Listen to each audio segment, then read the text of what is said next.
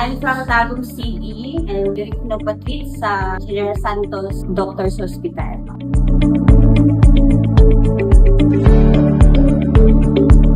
Ako si Melody Joy de la Cruz, diagnosed with cervical cancer stage 3. Napunta ako dito sa General Santos Doctors Hospital. One of my doctors kasi ni-refer niya ako dito kay Dr. Myra Joy Mandoramente for chemotherapy and also for radiation. Masking taga-tago ko po, ipay po kay nanay available diri sa Doctors Hospital na brachytherapy, which is dili na kung magbulat o dugay para magtuloy-tuloy na po na po ang treatment. Thank you so much sa mga doctors and nurses and staff. Kaya ilang i-accommodate o tarong, which is ang mga needs, pangutana, ilang pasabot ng tarong.